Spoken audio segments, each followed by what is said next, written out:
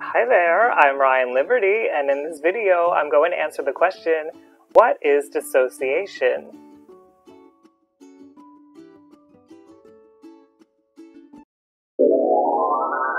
Ooh, ah. Okay, we're back. What is dissociation? Let's figure it out. Before I get to what it feels like, I just want to give you a little bit of background, a quick description of what dissociation is. So I've got notes here to make sure I'm giving you good information. And dissociation is a break in your conscious awareness. And it's not due to a substance like a drug or alcohol, and it's not due to a medical condition. It is typically something that happens as a result of trauma. So you'll see this in PTSD, acute stress disorder, those kinds of things.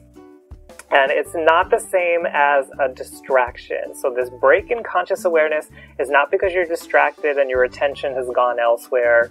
It's just that you've broken consciousness for one reason or another. It doesn't have to be a full break in consciousness. It can be kind of like a partial break, something like a daydream, and I'll get to a few examples later. But it is a disconnection from what's happening and a disconnection from conscious awareness of what's happening around you.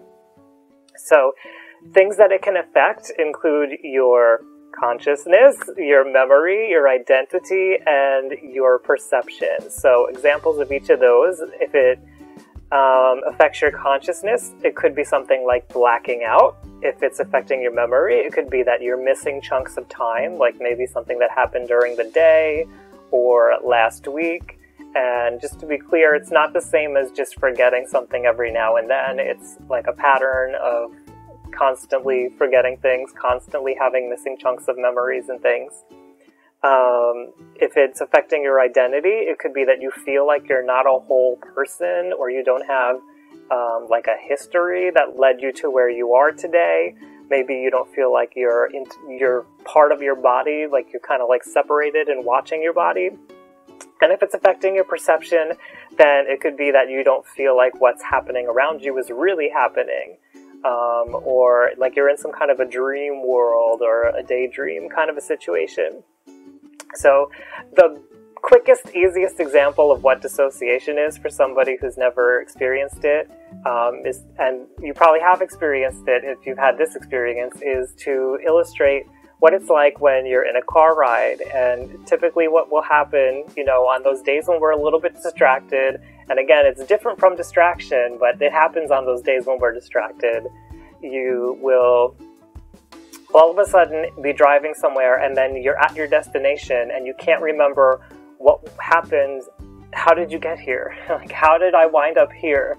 I remember that I was driving, but I don't remember all that time in between. That could be an example of dissociation. Another example would be daydreaming, something that we all kind of do every now and then.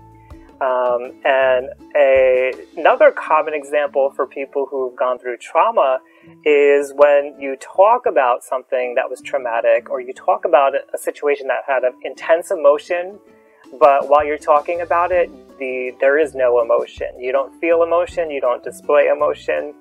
It's just, there's a disconnect. There's a disconnect with the memory. The emotion that should have been integrated with the memory is not there, so when you discuss it, you don't have that emotion come up. So that's another example of dissociation. It can be a part of other disorders besides traumatic disorders. So there's dissociative disorders, things like dissociative identity disorder, dissociative amnesia, including dissociative fugue, and depersonalization and derealization disorder. It's something that is treatable, so don't worry if you have it. You could be treated with EMDR, cognitive behavioral therapy, psychotherapy, medication, and of course a professional will be able to put together a program for you if you find that's something that you need treatment for, or if a loved one needs treatment. But what does it actually feel like to be dissociated?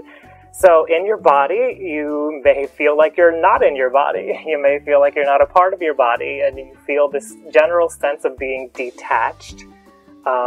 As far as what's going on in your head, you may have a total absence of thoughts. You may just kind of blank out. You may find that there's memories missing. You may find that you've lost chunks of time, or time went by really quickly and you don't really know where it went. Emotionally, you may find in that example I described, where you're lacking emotion, the emotions kind of cut off from the experiences that you've had. Sometimes that's called blunted affect. And behaviorally, you may feel kind of unmotivated because you're not really feeling like you're part of what's going on. Or your behavior may continue as normal, just like when I mentioned how you could be driving somewhere.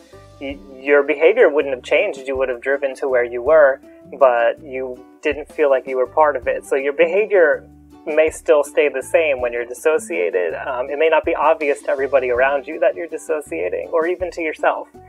And as a result of all of this that's going on, of this not feeling present, losing chunks of time, you may find that you're not as productive as you normally would be, or as productive as other people who don't have dissociative problems. So this has just been a quick little overview of what dissociation is. It does show up in a number of different disorders, so it's good to know about, and I appreciate you taking the time to get to know about it and learn about your mental health. I hope that I've given a good human perspective on it, and I thank you for joining me here. Hey, it's Ryan Liberty. If you liked that video, please give it a thumbs up, share with a friend, and leave any questions or comments down below, because that would really help me out. If you're somebody who's gone through a traumatic event and you're feeling cut off from the people around you, I have a free course that will help with that, so please click to get it. And if you'd like to see the rest of my videos, please click subscribe. As always, I want to remind you that your life matters. Nobody can question your worth. However it is that you're feeling, whatever it is that you're going through, it's okay, and you are loved. Thanks again for watching.